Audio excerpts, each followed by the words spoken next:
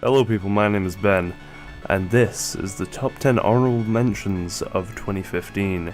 I could have made my top 10 a top 20 really, but Ben doesn't rhyme with 20. And it's Ben's top 10s, so that's not really going to work out. So instead, let's do a top 10 honorable mentions. And this, unlike the top 10, isn't really going to be scripted. I'm just going to kind of wing it, going to be talking, ad-libbing about these various games, which means it would be fantastic if you could use the comment section and just let me know which you prefer. Would you prefer top 10s follow this model, where obviously I edit the dialogue and all of that, but I don't have a specific script? Or would you prefer what I did for my original top 10, which was to script almost the entire thing apart from the intro and the outro? But of course, before you make that decision, please enjoy the video itself, and then let me know in the comments below. Number 10. Fallout 4.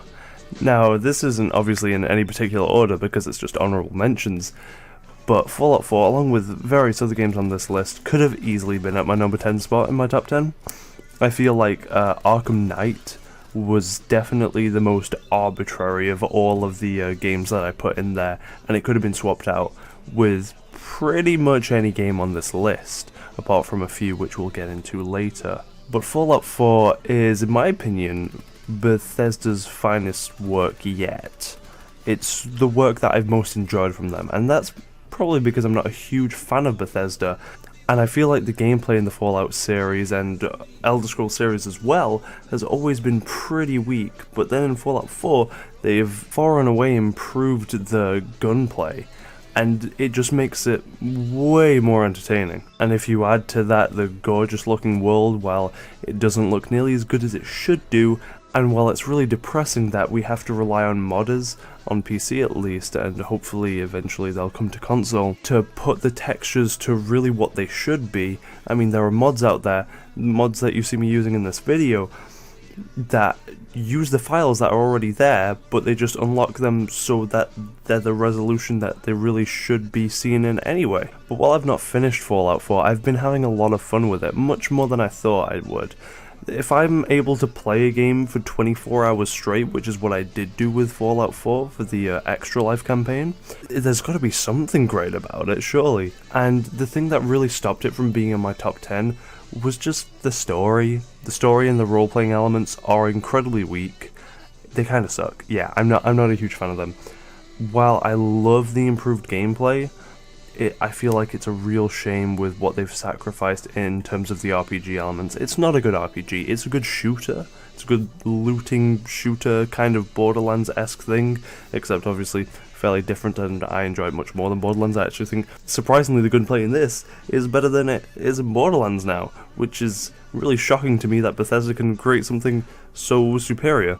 But then you look at the story, which is incredibly weak and forces your character to care about your son, when I'm like, why isn't there an option for me to just be like, fuck it, no, I don't want to go rescue my son, I want to just roam the wasteland, which obviously you can do, but your character is kind of set on this specific path of, I care about my son, I'm going to go and try and rescue them.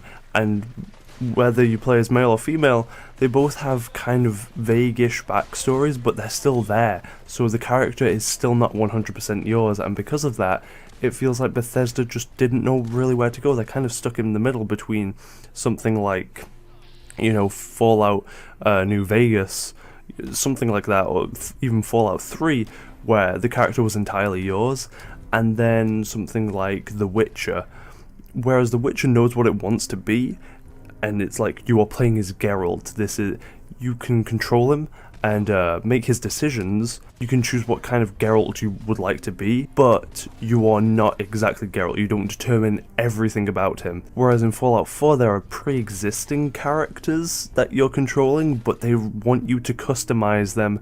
But basically, the most customization you have is in how they look. Almost everything else, from the voice to what they say, is almost predetermined. And it really doesn't help that the dialogue system is so weak. I can't be an asshole. That was my biggest disappointment with Fallout 4, is that I couldn't be an asshole. And I think it's a huge missed opportunity that I can't just tell more people to fuck off and that, no, I don't want to do your quest.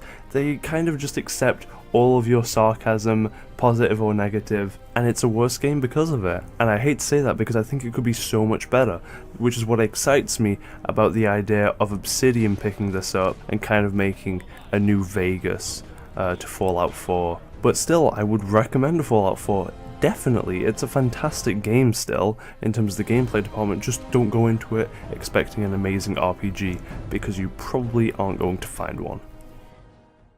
Number 9. Splatoon. Now, Splatoon is a game that I kind of wish I played more, and it's because I didn't play it too much, as is the case with many of the games on this list. I just didn't play them a huge amount, so I couldn't fully judge whether they should be in the top 10 and which order they should go in. But Splatoon is a fantastic game. I'm so happy that Nintendo's been able to bring out a new IP and that it's been surprisingly successful for it being on a console that's in itself not very successful. It's been one of the biggest games on the Wii U, and for good reason. It's a fantastic multiplayer shooter. It's so fun, it's so colourful, it's got a great and unique concept of just painting the turf of your area rather than having a focus on killing the opposing team, which if you do focus on that, then you're probably not going to get very many points and you're not going to be helping out your team at all. And it's so satisfying to win a match and just see your team's colour paint almost the entire map, or have it come really close down the middle and you don't know until you see those percentages at the end who's going to win. Number 8. Downwell. Yet again, another game that I wish I could have put more time into. Downwell is pretty fucking addicting. I kind of kept having to pull myself away from it, because it's another one of those roguelite games that you're just like, one more go. No, I just want to try it one more time. One of the things that doesn't help with this is that I suck at it. I'm really, really bad at Downwell. I don't think I'm the worst ever, but I just haven't been able to get far enough to make it into an incredibly satisfying experience. I feel like I've gotten to the point where I'm just banging my head against the wall, or the well in this case. And while doing that is surprisingly enjoyable, I just can't do it. I just can't do it for so long. But absolutely pick up Downwell. If you have even a remote interest in roguelites like Spelunky or Binding of Isaac, then Downwell might just be for you. It's also available on phones if for some reason you want less tight controls because you want to use a touch screen, but apparently it works fairly well on that as well. It's also an incredibly cheap game, so there's no real excuse not to at least give it a shot. Number 7. Keep talking and nobody explodes. Now this and one other game on this list I think were basically tied for the number 10 spot in my original list, and Keep Talking and Nobody Explodes is a fantastic game. If you have friends to play it with, which, I mean, I really hope you do, you deserve friends, and you deserve to be able to play excellent games such as this with them, because it's so fucking fun. If you're interested in it, I've got the entire playthrough with Means of Wireless. We just did it over Skype. You don't even need people in the same room for it. That's the glory of this game. You just need one person with a computer screen, one copy of the game. You send the other person a PDF of the bomb defusal manual, they go through it, you tell them what you see on the screen, and then they have to just kind of take it from there. They'll ask you questions, there's a lot of back and forth. It's kind of difficult to explain, so I really think you should just go watch the highlight. That'll be in the description, and then you'll understand how magnificently intense it can be. It is just an incredibly well designed game, such a brilliant idea. It's also available in Oculus VR, which I'm sure only heightens the intensity because you have no spatial awareness other than your entire focus is on the bomb, as it should be.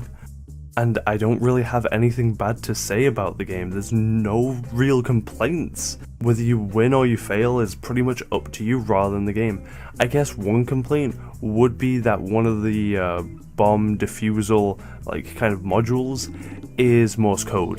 That's incredibly fucking difficult. I wish there was an option to just turn Morse code off. That would be nice, to just not have any of those modules, because I really don't need to deal with that shit. I don't know Morse code. I don't want to know Morse code, and even if I did, it's still pretty difficult to work it out. But that's also what kind of brought about one of the coolest experiences and moments from playing the game, was that somebody in chat, Johnny I believe, did know Morse code. So he actually joined in with us. He wasn't even on Skype and he had to deal with some Twitch delay, but he listened to the Morse code on the stream and then gave us like the translation in chat.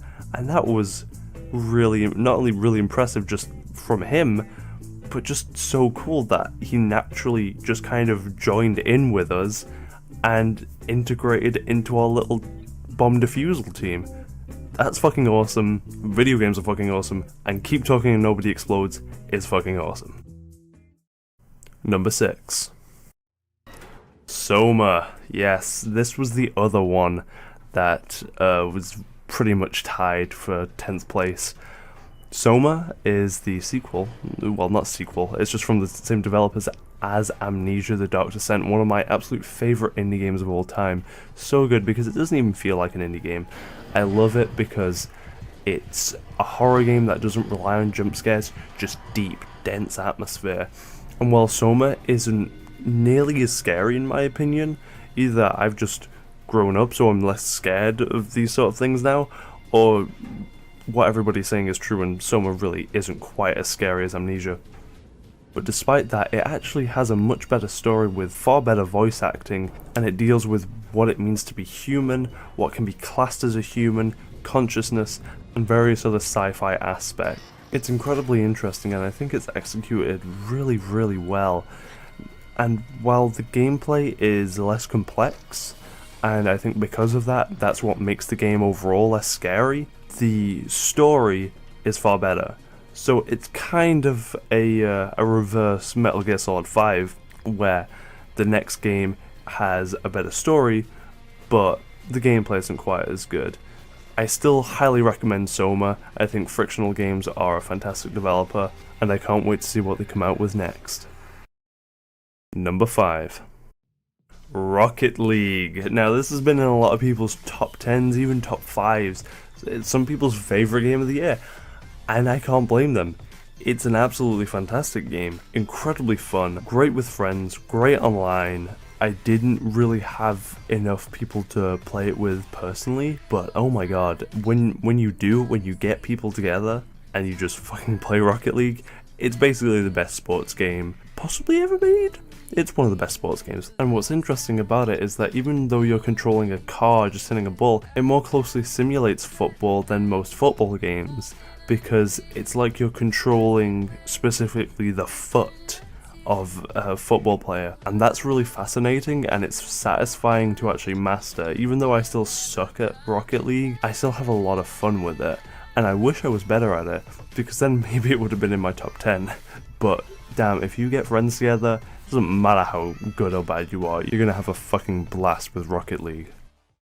Number 4. Super Mario Maker! Oh, I was really excited for Super Mario Maker. And it's another case of I just didn't really spend all that much time with it. But I think the game / community is partially to blame for that. A lot of the stuff that was available on launch with Mario Maker, in terms of the community made levels, were automatic things where it always looked like you were about to die, but you never did. You just came really close and you just had to not touch the controller. So it was just kind of a nice thing to look at, but then, I mean, that was about it really. And then you had other levels that were reminiscent of Mario Paint, where people recreated music, and that was, again, all very impressive, and it's incredible how much like time and effort has gone into these things. But I just kind of want to play a normal, kind of Nintendo feeling level, maybe a bit crazier, maybe much harder than some of the stuff Nintendo was going to create. But now with all the updates, especially checkpoints being added was a huge deal. It was so much better after that, because it meant that people could make longer levels that were challenging without feeling just tedious and punishing. And while I don't think enough people have actually implemented checkpoints as of yet, it's great that they're actually there and that Nintendo actually listened to their criticisms and have been updating it ever since. The fact that you can now just go on your browser and bookmark levels and then they'll appear within a list in the game, so you can just go and play through them all, is really, really good, and it's great design. I mean, it took them a while, but hey, it's there now. And that's probably why it didn't really make my top 10. That's the main reason, is that it wasn't all that great on launch. It was pretty good, it was a fantastic creation tool, but as someone who isn't necessarily into the maker part of Super Mario Maker, the community and options that were there to actually explore and find interesting levels were really lackluster. Now they've been improved quite a lot, and I really appreciate that. So I would definitely say, obviously, if you have a Wii U, if you're one of the, I don't know, 100 people who own a Wii U, then Mario Maker, you probably already own it, but if you don't, you should own Mario Maker. Number 3. Lovers in a Dangerous Space-Time. I wish I had played more of this. This is, in my opinion, from what I've played, still one of the best games of 2015. It would have been probably like maybe number 5 in my top 10 because it's just that fantastic. It really is. It's such a fantastic co-op game. I just only played the first few levels, so I couldn't really judge it, and I didn't feel comfortable putting it in my top 10 because of that. But just trust me, if you have someone to play with locally, unfortunately there's no online, even though I really wish there was, and I'm sure many other people do. But if you have someone to play this with, it is one of the best co-op experiences you can have, because it relies on co-op.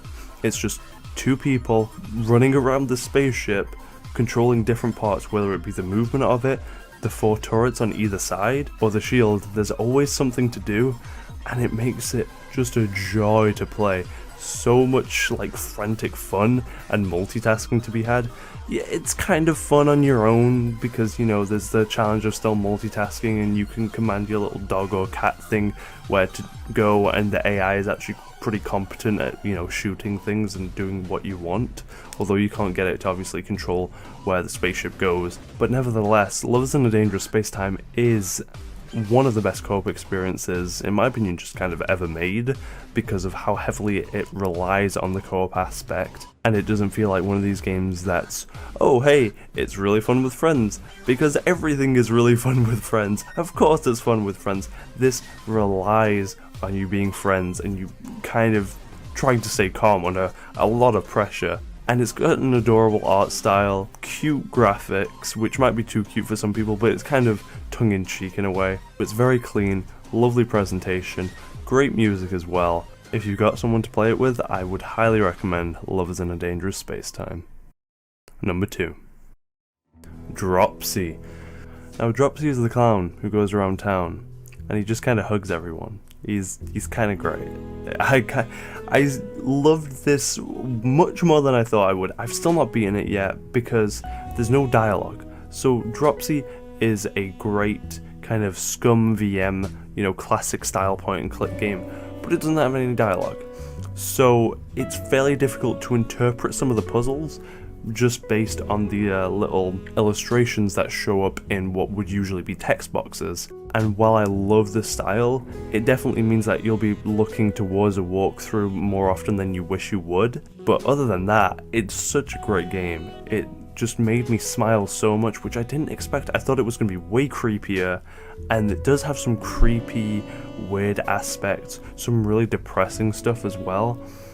But it's just so like kind-hearted that you can't help but smile in so many ways. The fact that your main goal is just to go around and make everybody's day better.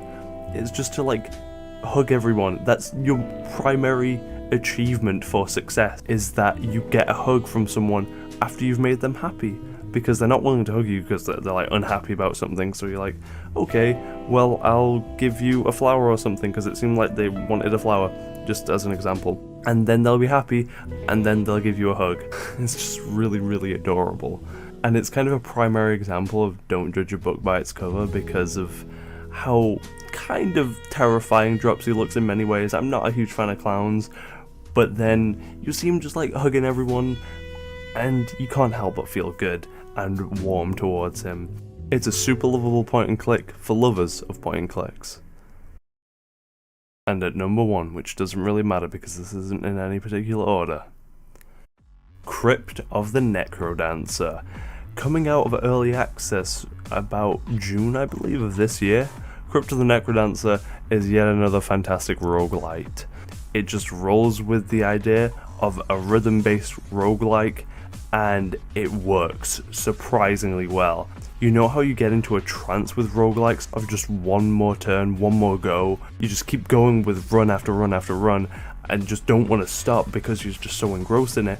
Well, adding rhythm to that with great music, with I believe the guy who composed the Super Meat Boy soundtrack, really helps that out. It helps you get into that trance, and it's really difficult to break out of it. You can also put in your own music, of course. The tempo will just automatically be detected, and you'll be just hammering away to all your favorite tunes, all your favorite Space Jam primarily. Like, I just did Space Jam over and over. Maybe John Cena's theme, you might want to do that as well. What's also really cool is that each level is either bigger or smaller depending on the length of the song, because when the song time is up, it doesn't just repeat, that is the end of the level. So smaller songs will obviously be smaller levels so that you actually have time to complete them.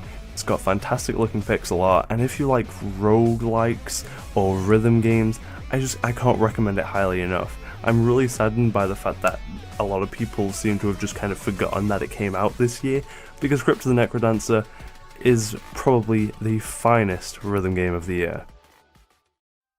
So those were my honourable mentions of the games of 2015.